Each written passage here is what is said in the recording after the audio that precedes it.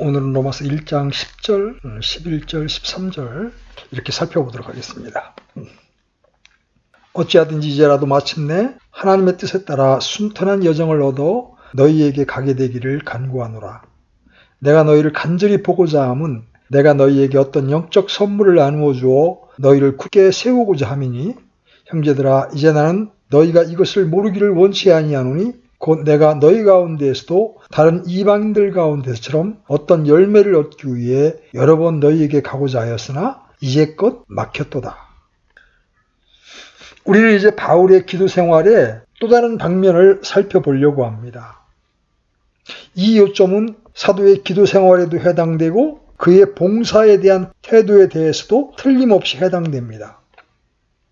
그러면 그것은 무엇입니까? 그것은 하나님의 뜻에 자신을 복종시키는 것입니다. 10절에서 그 점을 어떻게 표현하고 있는지 주목하십시오. 그는 9절에서 이렇게 말하고 있습니다. 내가 그분의 아들의 복음 안에서 내 영으로 섬기는 하나님께서 내 증인이 되시거니와 내가 기도할 때에 언제나 너희에 관하여 끊임없이 말하며, 그런 다음에 10절에서 어찌하든지 이제라도 마침내 하나님의 뜻에 따라 순탄한 여정을 얻어 너희에게 가게 되기를 간구하노라, 이렇게 말합니다. 이 점은 매우 중요한 주제입니다. 특별히 사도 바울의 삶에 있어서는 더욱 그러합니다. 하나님의 뜻에 전적으로 복종하는 것보다 사도 바울에게 있어서 더 특징적인 것은 없다 하겠습니다. 그의 모든 서신서들 어느 곳에서나 발견되는 요점이 바로 그것입니다. 물론 우리가 사도 바울의 기질을 염두에 두면 그것은 특별히 흥미있는 요점입니다. 왜냐하면 그는 본성상 매우 강한 의지의 사람이었음에 틀림없기 때문입니다. 제가 생각하기로는 그는 지칠 줄 모르는 유의 사람이었으며 대단한 이지와 강한 의지를 가진 사람이었고 어떤 일을 하고 싶으면 꼭 해내고야 마는 사람이었습니다. 그는 강한 성격을 가지고 있었습니다. 그러니 사도 바울이 하나님의 뜻에 철저하고 완전하게 복종하는 이 모습을 주목할 때 은혜의 이적이 얼마나 놀랍게 작용했는지를 알게 됩니다.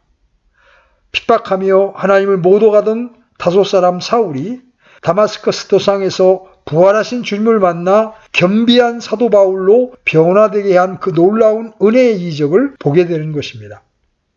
그러므로 저는 이 복종의 문제를 살펴보고 싶습니다. 왜냐하면 이 특별한 대목 속에 그것에 관하여 여러 가지의 요점들이 드러나 있기 때문입니다. 우리는 그가 기도하되 로마에 갈 수 있기를 위하여 특별하게 기도하고 있는 것을 발견합니다. 그럼에도 불구하고 그는 그 문제에 대해 하나님의 뜻에 조용히 순복합니다. 그러니 이 복종의 요소가 무엇인지 알아보기로 하십시다. 그것은 매우 중요한 교리요, 극히 실제적인 교리임에 틀림없습니다. 우리는 이러저러한 때에 우리가 어떻게 해야 할지의 문제에 봉착하곤 합니다.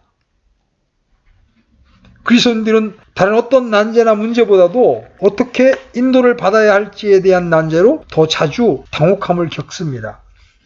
내가 어떻게 해야 할 것인가?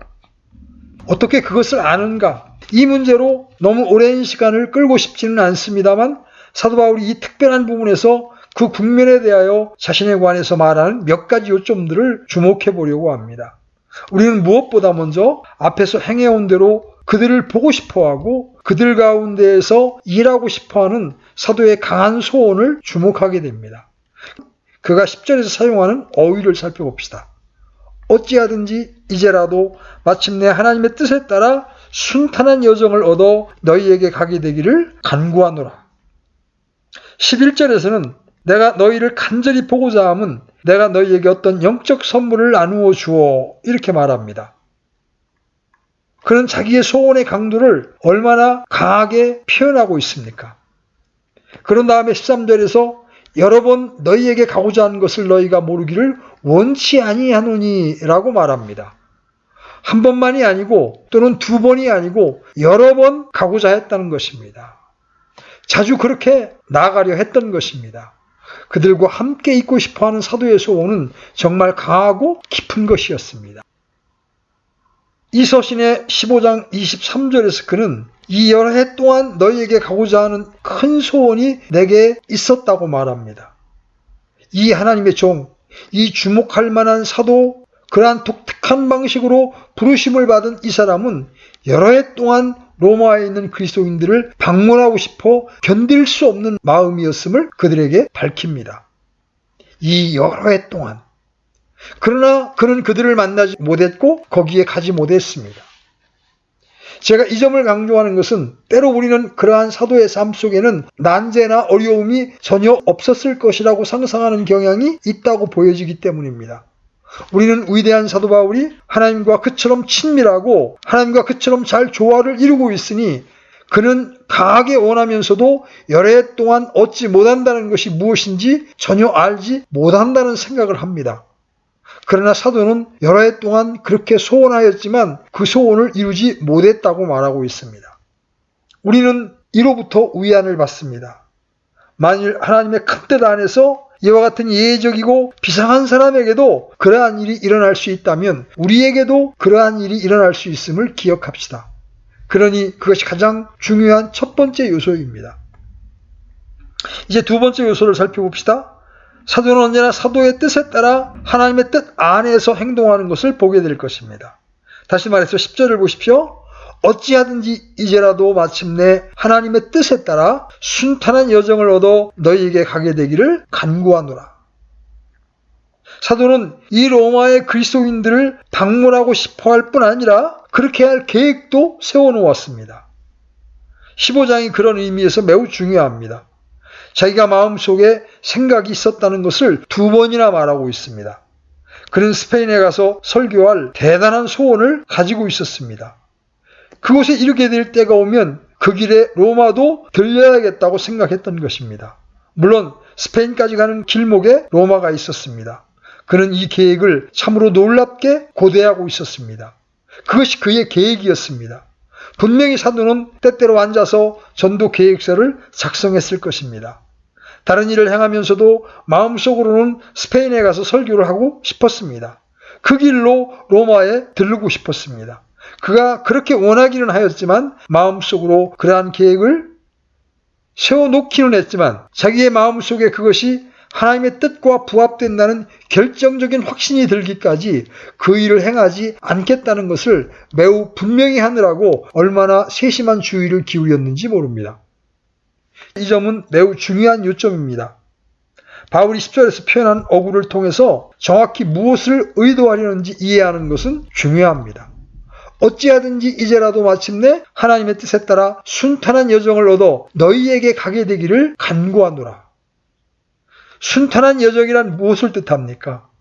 어찌하든지 그 여행을 할 수 있을 정도로 순조로운 길이 열리기를 하나님께 바란다고 말하고 있습니다. 바울은 바로 그것을 기다리고 있었던 것입니다. 하나님께서 길을 분명히 해주시기를 기다리고 있었던 것이죠. 사도가 실제로 원하고 있는 것은 자기에게 좋은 길이 열려지기를 바라고 있는 것입니다. 저는 여러분에게 그 점을 입증해 드리겠습니다. 여기에서 사용된 말이 그처럼 여러 방식으로 번역되는데 사실은 고린도전서 16장 2절에서 사용한 말과 정확히 같습니다. 사도는 성도들의 복음 문제에 관해서 말하고 있는데 이렇게 말합니다. 주의 첫날에 너희 각 사람이 하나님께서 자기를 형통하게 하신 대로 자기 곁에 모아두어 내가 갈 때에 모으는 일이 없게 하라. 여기서 형통하게 하신 대로라는 말이 로마서 1장 10절에 쓰여진 말과 정확히 같은 말입니다. 하나님께서 너희에게 형통하게 하신 대로 자기 곁에 모아두어 좋은 길을 열어주는 대로 자기 곁에 모아두어 내가 갈 때 모으는 일이 없게 하라고 말하고 있는 것입니다. 그 말이 요한 3서 2절에서 다시 사용됩니다. 사랑하는 자여, 무엇보다도 내 혼이 형통하는 것 같이 내가 형통하고 건강하기를 내가 바라노라. 여기서 형통하는 것 같이라는 말이 그 말입니다. 그러니 여기서 사도가 무엇을 뜻하는지 완전하게 드러납니다. 사도가 기다리고 있던 것은 하나님께서 그로 하여금 좋은 여행을 할 수 있게 만드시는 것이었습니다. 그래서 결국 로마로 여행할 수 있도록 그를 형통하게 하시는 것을 기다리고 있었던 것입니다. 로마로 가는 것이 바울의 강렬한 소원이었고 스페인으로 가려고 하며 로마로 여행을 떠나야겠다는 계획을 세웠지만 하나님의 뜻이라는 확신이 들기 전에는 움직이지 않으려 합니다. 자, 그것은 정말 엄청난 일입니다. 그것은 바울의 생애와 사역을 이해하는데 진수가 되는 요점입니다. 바울은 하나님의 인도를 받은 것이 아니면 그 어느 것이라도 잘 되었다고 보지 않습니다. 자기 자신의 생각이 어떠하든지 자기의 소원이 얼마나 강하든지 간에 그렇게 하는 것이 하나님의 뜻이라는 확증이 들기 전에는 이 일에 있어서 전혀 움직이지 않을 참이었습니다. 그래서 그러한 강렬한 소원에도 불구하고 로마 그리스도인들에게 어찌하든지 이제라도 마침내 하나님의 뜻에 따라 순탄한 여정을 얻어 너희에게 가게 되기를 간구하노라고 말하고 있는 겁니다. 다른 말로 해서 자신과 자신의 생각을 철저하고 절대적으로 하나님의 뜻에 복종시켰다는 말씀입니다. 더욱더 흥미있는 것은 여러 가지 장애들을 인정했다는 것입니다. 장애들을 통해서 하나님의 뜻이 밝혀지는 것을 예민하게 느꼈던 것입니다. 그는 13절에서 그것을 말합니다. 형제들아, 이제 나는 너희가 이것을 모르기를 원치 아니하노니 곧 내가 너희 가운데에서도 다른 이방인들 가운데서처럼 어떤 열매를 얻기 위해 여러 번 너희에게 가고자 하였으나, 그런 다음에 가로 속에 이제껏 막혔도다 라고 말합니다. 여기서 길이 막혔다는 것은 방해를 받았다 또는 장애를 받았다는 뜻입니다. 물론 13절에서 바울은 자기의 삶 속에 얼마나 많은 장애 요소가 있었는지 보여줍니다. 또 하나님께서 자기의 종을 인도하시기 위해서 그 장애 요소들을 어떻게 사용하셨는지도 보여줍니다. 이것은 하나님의 인도에 대한 교리에 있어서 핵심적인 부분입니다. 왜냐하면 하나님께서는 따로 장애물을 통해서 우리를 향하여 원하시는 뜻이 무엇인지를 보여주시는 적이 종종 있기 때문입니다. 저는 이 교리가 신약 성경에 나타난 사도 바울의 삶 속에서 어떻게 부상되고 있는지 보여주고 싶습니다.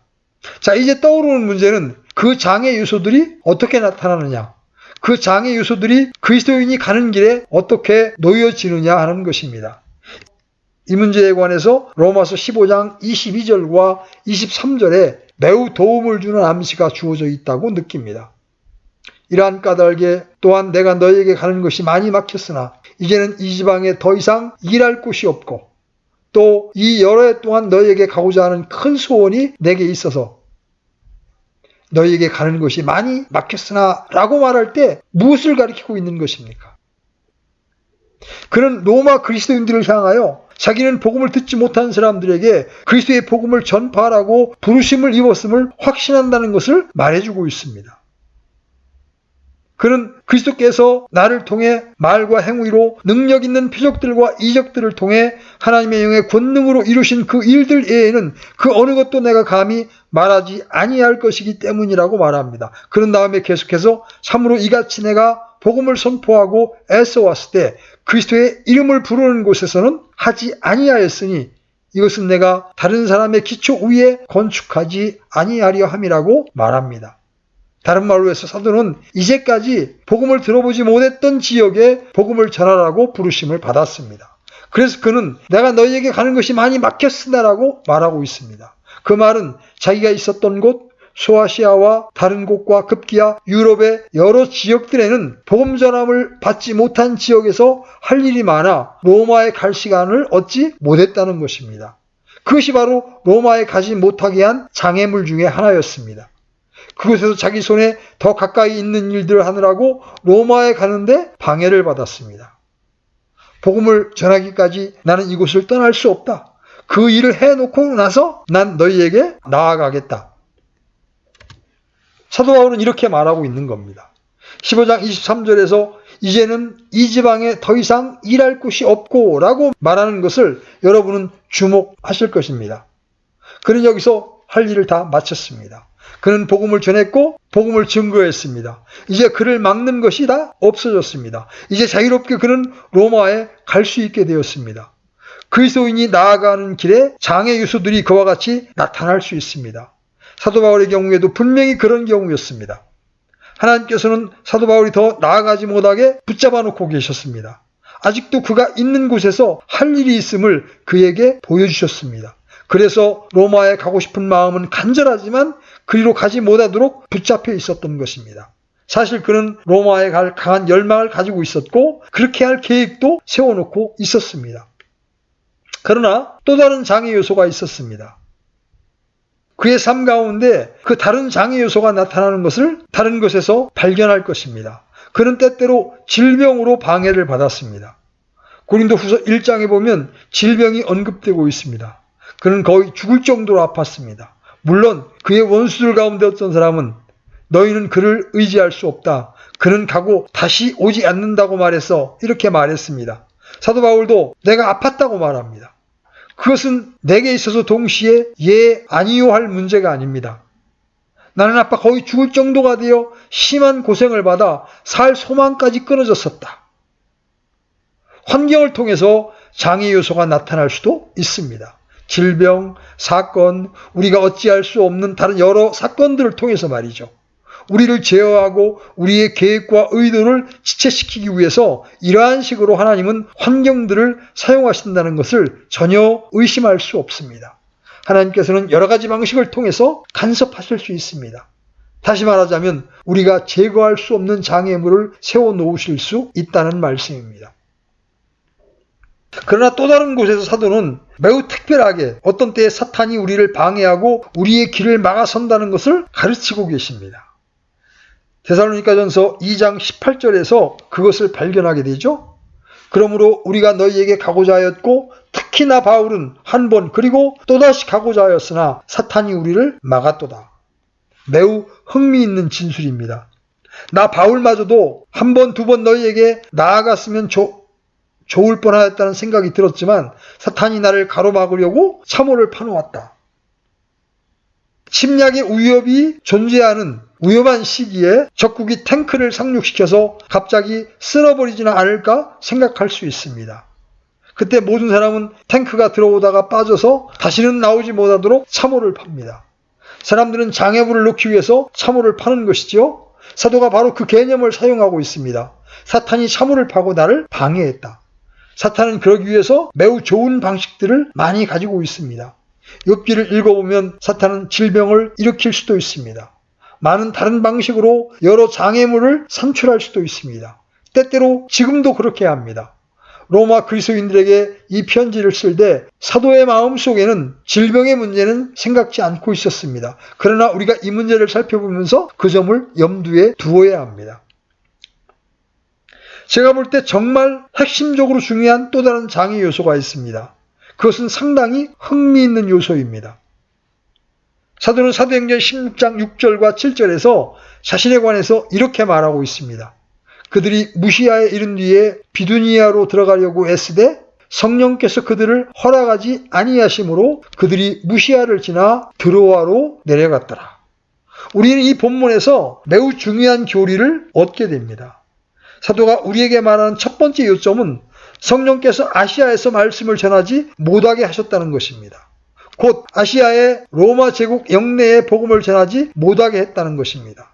바울은 아시아에서 말씀을 전할 계획을 세운 것이 분명했습니다. 그리고 그렇게 할 좋은 길도 열렸습니다. 우리는 더 나아가서 그러한 경우에 이렇게 말할 수 있습니다. 그는 아시아로 가려고 했었지만 성령의 제지를 당하는 것을 발견하게 되었다고 말이죠. 두 번째 진술은 이러합니다. 그들이 무시아에 이른 뒤에 비두니아로 들어가려고 했을 때 성령께서 그들을 허락하지 아니하심으로, 여기 들어가고자 애쓰되라는 말은 증험해 보거나 시험해 보았다는 뜻입니다. 다른 말로 해서 이 시점에서 사도가 마음속에 어떤 생각을 가지고 있었음에 틀림없습니다. 아시아에 가서 복음을 전해야 하느냐? 그의 생각에는 그것이 옳다고 생각되었습니다. 그런데 금지당했습니다. 곧바로 당도할 수 있는 비두니아에 가서 복음을 전하는 문제는 어떠했습니까? 아시아로 가는 것이 허락되지 않았다면 아마 하나님께서는 비두니아로 그를 인도하셨을 것이고 그는 거기서 한 번의 시도를 해 보았을 겁니다. 그는 그것을 시험해 보았습니다. 증험해 보았습니다. 그는 한번 해봅니다. 그러나 성령께서 그렇게 하지 못하도록 막으셨습니다. 우리 모두에게 있어서 정말 중요한 요점임에 틀림없습니다. 어떤 경우에서 그는 장애를 받았고 다른 경우에서는 허락되지 않았고 금지당하고 애쓰지 못하도록 제어를 당했습니다. 이러한 일을 여러분은 어떻게 생각하십니까? 분명히 이것은 그의 영역에서 일어난 일입니다. 특히 금하시고 하지 못하게 하신 분은 성령님이라고 특별하게 말하고 있습니다. 제가 볼 때 그것을 해석하는 길은 오직 하나밖에 없습니다. 사도는 자기 영 속에서 성령의 지도하심과 안내에 대해서 예민해 있었습니다. 여기서 그는 딜레마에 빠지게 됩니다. 우리는 그가 어떻게 했는지를 봅니다. 그는 난 아시아로 가야 된다고 생각했습니다. 그럼에도 불구하고 자기 영을 억압하는 성령의 어떤 제약을 느낍니다. 그런 다음에 비두니아로 가고자 애쓰게 됩니다. 그렇다. 우리는 분명히 비두니아로 가도록 되어 있구나. 그들이 그리로 가기 시작했습니다. 그러나 성령께서 그렇게 하지 못하도록 막으셨습니다. 제가 말씀드리지만 성령께서 사람의 영을 억압하시고 직접 통제하시는 일이 바로 여기에 표현되어 있습니다. 제가 이 성령의 인도의 교리 전체에 대해서 이해하기로는 이보다 더 중요한 것이 없습니다. 성령의 인도의 문제에 있어서 이것은 최종적인 권위와 표준이라고 서슴지 않고 말씀드리겠습니다. 저는 다음과 같이 그것을 여러분에게 말씀드립니다. 어떤 사람이 어떠한 일을 하려 할 때 어떻게 결정을 내립니까? 그렇습니다. 하나님께서 우리에게 생각을 주십니다. 이해를 주십니다. 그러면 우리는 그러한 것들을 사용해야 합니다. 이 위대한 사도 바울이 스페인으로 가기로 계획했던 것처럼 말입니다. 그렇게 하는 것이 옳은 일입니다. 우리가 좋아하는 대로 표현하자면 여러분은 손익계산을 할 수도 있습니다. 이렇게 하면 유익이 되겠고 저렇게 하면 손해가 되겠다고 따져볼 수 있습니다. 결국 총계를 내봅니다. 그리고 그것을 헤아려 봅니다. 여러분은 이성과 상식과 이해를 사용합니다. 또 다른 자료들을 참고할 수도 있습니다. 또 다른 사람들의 의견을 참고할 수도 있습니다. 그 모든 일은 다 합법적입니다. 그런 다음에 여러분은 이렇게 말합니다. 그렇다. 그러나 하나님께서 문을 열어주실지 아니면 닫으실지 매우 옳은 일입니다. 하나님께서 바로 그 일을 하십니다. 우리는 그 일에 지대한 관심을 기울여야 합니다. 하나님께서 우리로 하여금 어떤 일을 하도록 원하시면 환경들을 조성하십니다. 우리가 문을 억지로 열려고 해서는 결코 안 된다는 것입니다. 그럼에도 불구하고 이상의 두 시금석보다 훨씬 더 중요한, 모든 것 가운데 가장 중요하고 사활적인 것은 우리 영 안에서 증거하시는 성령의 증거입니다. 저는 그 점을 강하게 역설합니다. 저는 그것을 다음과 같이 나타낼 때가 종종 있습니다. 어떤 행동의 진로에 대하여 우리의 생각으로 만족할 수 있고 심지어 생각으로 결정한 것과 환경들이 보편적인 관점에서 볼 때 맞아 들어갈지라도 마음속에 무언가 불안하고 불확실한 느낌이 있으면 움직이지 말고 행동하지 않아야 한다는 점입니다. 저는 성령의 그 마음이 바로 거기에 있는 것이라고 생각합니다. 성령이 아시아에서 말씀을 전하지 못하게 하시거늘 말씀을 전하는 일은 옳았습니다. 아시아가 말씀을 전하는데 문을 열어놓고 있었습니다. 아시아의 말씀이 필요하였습니다. 의지와 이성은 그와 방불하게 말하였습니다. 사도가 말할 수 있는 한 환경이 좋아서 전도하기에 밝아 보였습니다. 좋습니다. 그러나 성령께서 그렇게 하지 못하게 하셨습니다. 비두니아에서도 말씀을 전하는 것을 허락치 아니하셨습니다. 저는 제가 전에 사용한 한 예화를 사용해 보겠습니다. 그것이 도움을 줄 수 있습니다. 서울역에 특급 열차가 서 있습니다. 그 기관차에 여러 개의 객차가 붙어 있습니다. 전기가 이미 그 기관차에서 뿜어져 나오고 있고 모든 것이 다 준비되었습니다. 승객들은 좌석에 앉아 있고 안내원들도 제자리를 지키고 있습니다. 그런데 어째서 기차가 움직이지 않습니까? 신호가 떨어지지 않았습니다. 최종적인 신호가 있습니다. 제가 볼 때 이 문제에 있어서 최종적인 신호는 바로 우리가 생각하고 있는 그것입니다. 성령의 인도하심. 이 내적인 확정, 우리가 받은 이 확신이 바로 그것입니다. 그것이 없이는 행동하지 말아야 한다고 저는 주장하는 바입니다. 로마서 14장 23절은 이렇게 말씀하십니다. 의심하고 먹는 자는 정죄를 받나니 이는 그가 믿음을 따라 먹지 아니하기 때문이라. 무엇이든지 믿음에서 나지 아니하는 것은 죄니라. 저는 말씀드립니다. 불확실하다면 기다리십시오. 다른 모든 것이 다 잘 되어가는 것처럼 보일지라도 말입니다.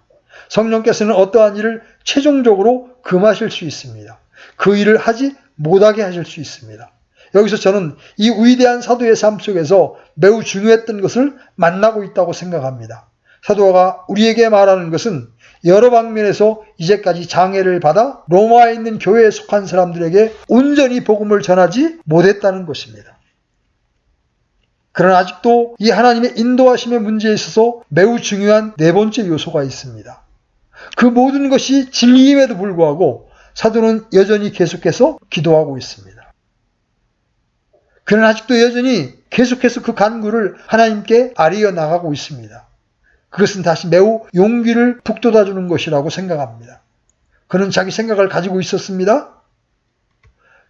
바울이 볼 때는 길이 열렸다고 생각될 때가 여러 번 있었을 것입니다. 그러나 그때가 오지 않았습니다. 여러 방면에서 장애물들이 일어나 그를 가지 못하게 했습니다. 그렇습니다. 그러나 사도는 계속해서 기도합니다. 내가 그분의 아들의 복음 안에서 내 영으로 섬기는 하나님께서 내 증인이 되시거니와 내가 기도할 때에 언제나 너희에 관하여 끊임없이 말하며 어찌하든지 이제라도 마침내 하나님의 뜻에 따라 순탄한 여정을 얻어 너희에게 가게 되기를 간구하노라. 그는 여전히 그 일을 위해서 기도하고 있습니다. 방해를 받았다고 해서 절망에 빠져 포기하지 않습니다. 그는 낙담하지 않습니다. 그는 하나님과 쟁변하거나 하나님을 향하여 불만을 품지 않습니다.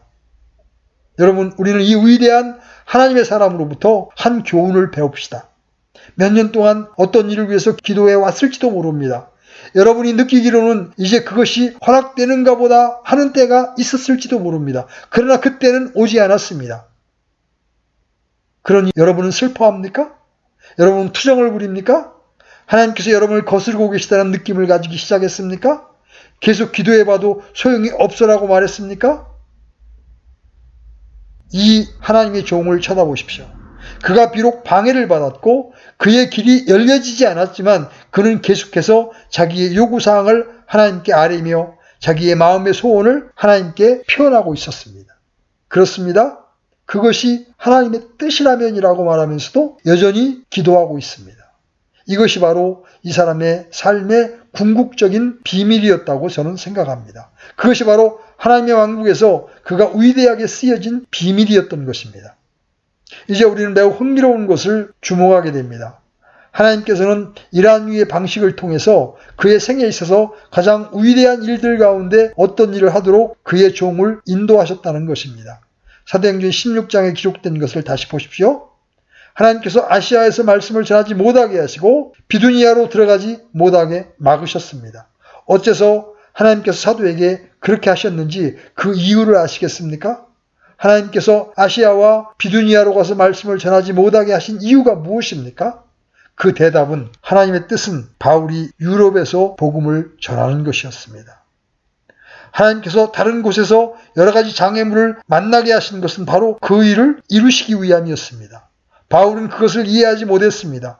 그는 아시아나 비두니아로 갈 수 없었습니다. 그래서 그는 드로아라 불리는 작은 지방에 당도할 때까지 곧바로 나아갔습니다. 그곳에 이르자 더 이상 나아갈 수 없었습니다. 왜냐하면 드로아는 해변에 위치하고 있었기 때문입니다. 그는 바다를 건너갈 수 없어서 거기에 머물러 있었습니다. 우리의 현대적인 어투나 용어를 빌어 쓰자면 그는 어느 날 밤 잠자리에 들면서 철저하게 좌절당한 느낌을 가졌을 것이라고 생각합니다. 아마 하나님께서 도대체 자기에게 어떻게 하려고 하시는지 의문을 제기하기 시작하였을 것입니다. 그러나 어디에도 그러한 흔적이 보이지 않습니다. 그가 무엇을 할 수 있었습니까? 자, 이제 그는 바다를 대면하고 서 있었습니다.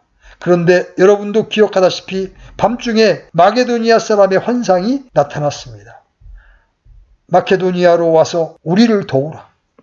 하나님께서는 바울이 아시아나 비두니아로 가지 못하게 하셨습니다. 어째서 그렇습니까? 바울이 유럽으로 가기 원하셨기 때문입니다. 우리는 여러 가지 장애물들을 만난다고 그 장애물을 멸시하지 맙시다. 장애물들이 우리를 지시하는 하나님의 방식이 될 뿐만 아니라 우리를 인도하시는 하나님의 방식일 수도 있습니다. 하나님께서는 어떠한 문들을 닫고 다른 문들은 열어놓으십니다. 때로 문들이 닫혀지는 것이 매우 중요한 경우들이 있습니다. 왜냐하면 우리가 어떤 일들에 우리의 마음을 쏟았기 때문입니다. 그렇게 결정을 내리는 충분한 이유가 있으니 길이 열려져야 한다고 우리는 말할 때가 있습니다. 그러나 하나님께서 우리로 그렇게 하도록 허락하지 아니하십니다. 하나님께서 우리에게 주시는 용기로 인해서뿐 아니라 하지 못하게 하시는 일을 인해서도 하나님께 감사합시다. 우리 앞에 놓이는 장애물들이 전부 다 하나님의 위대한 계획과 목적과 우리를 인도하시려는 뜻을 이루는 부분들입니다. 하나님께서는 이러한 유의 장애물을 통해서 사도로 하여금 급기야 유럽에 가서 복음을 전하도록 하셨다는 것을 기억하십시오. 제가 강조하고자 하는 또 하나의 오직 다른 요점은 바울이 급기야 로마에 이르게 된 것도 바로 그와 같은 방식을 통해서였다는 것입니다. 여러분은 그 이야기를 기억하실 것입니다. 여기 이 사람은 자기가 그 로마에 가고 싶은 강한 소원을 말하며 그 계획과 목적을 우리에게 말하고 있습니다. 끝내 사도 바울은 로마에 이르게 되었습니다. 자기가 계획하고 목적했던 방식과는 전혀 다른 방식으로 거기에 이른 것입니다. 스페인으로 향하여 가다가 거기에 들른 것도 아니었습니다. 죄수로서 사슬에 묶여서 그 로마에 당도했던 것입니다. 어떻게 그런 일이 일어났습니까? 여러분도 기억하다시피 그가 체포되었습니다. 사실 유대인들이 예루살렘에서 그를 죽이려고 했습니다. 그래서 그는 로마 군사들에 의해서 그 유대인들의 공격으로부터 보호받을 필요가 있었습니다. 로마 군인들은 그에 대해서 어떻게 할 줄 몰라서 그를 재판에 넘겼던 것입니다. 유대인들은 자기들의 법에 그를 넘겨주기를 바랬지만 바울이 자기가 로마 시민이라는 것을 내세워 카이사르에게 호소한다라고 말했습니다. 즉시 로마 총독은 내가 카이사르에게 청원하였느냐? 카이사르에게 내가 갈지니라고 말했습니다. 그래서 결국은 로마에 이르게 된 것입니다. 그는 그러한 방식으로 로마에 가리라고는 꿈에도 생각하지 못했습니다. 그러나 결국 그는 로마 황제의 제수로 로마에 가게 되었습니다. 유대인들의 적대감과 악의와 증오 때문에 거기에 가게 된 것입니다. 자기 자신의 계획이나 생각에 따라서 로마에 가게 된 것이 아닙니다. 그는 몇 년 동안 하나님의 뜻이면 로마에 갈 길이 열려지기를 위해서 기도했습니다. 결국 로마에 가게 된 것은 하나님의 뜻으로 말미암아서입니다. 그 가는 길에 파손도 당하고 결국 말다섬에 불시착하게 되었습니다. 사도행전의 그 위대한 장들 속에서 그 사건을 읽어보십시오. 16장에서 마지막까지 그 사건을 계속 이야기하고 있습니다. 그것을 읽어보면 사도 바울이 어떻게 해서 로마에 당도하게 되었는지 알게 될 것입니다. 사람이 어떤 일을 꿈꾸기는 하되 그 일의 성패는 하나님께 달려 있습니다. 우리의 뜻을 결국 하나님의 뜻에 철저하게 복종시켜야 한다는 것은 얼마나 중요합니까? 여러분, 그것이 바로 살아갈 길입니다. 우리는 모두 야고보가 우리에게 말하는 것처럼 살아야 합니다. 오늘이나 내일 우리가 어떤 도시에 가서 한 해 동안 거기 머물며 사고팔고 하여 이득을 얻으리라고 말해서는 안 됩니다. 그것은 우리의 삶의 방식이 아니라고 야고보는 말합니다. 오히려 우리는 주께서 원하시면 우리가 살며 이것이나 저것을 하리라고 말해야 합니다. 우리의 때는 하나님의 손에 달려 있습니다. 우리는 다만 한 큰 군대 안에 있는 개개의 병사들에 불과합니다. 우리는 전체 캠페인을 벌일 만큼 크지 못합니다. 우리는 하나님의 뜻을 온전히 발견할 수 없습니다. 우리의 입장은 그러면 무엇입니까? 우리는 바울처럼 하나님께 우리의 간구를 드려야 합니다. 그러나 우리는 즉각적으로 언제나 주의 뜻이면 이라는 말을 덧붙여야 합니다. 우리는 사도 바울의 예만을 가지고 있는 것이 아닙니다. 무한히 더 위대한 표본을 바라보아야 합니다. 누가복음 22장 42절에서 주님은 이렇게 기도하십니다. 아버지여, 만일 아버지의 뜻이거든 이 잔을 내게서 옮기시옵소서. 그러나 내 뜻이 아니옵고 오직 아버지의 뜻이 이루어지기를 원하나이다. 주께서 가신 길 종이 어찌 밟지 않으리요. 강한 소원, 바램, 갈망을 가지는 것은 옳습니다. 그러나 언제나 매사에 하나님의 뜻에 철저하고 완전하게 우리 자신을 복종하는 것이 옳습니다. 그러므로 이 그리스도인의 삶은 로맨스로 가득 찬 삶이요, 영광스러운 놀램과 영광스러운 금지와 영광스러운 제약과 영광스러운 장애로 가득 찬 삶입니다. 그런데 갑자기 우리가 바라던 그 일이, 우리가 복종하며 기도해 오던 그 일이 하나님의 때와 하나님의 방식대로 허락됩니다. 거기만이 오직 유일한 안전의 초소가 있습니다. 거기만이 평강의 자리가 있습니다. 거기만이 영구한 기쁨의 장소가 있습니다. 범사에 하나님의 뜻에 온전히 복종하게 될 때 우리는 그것을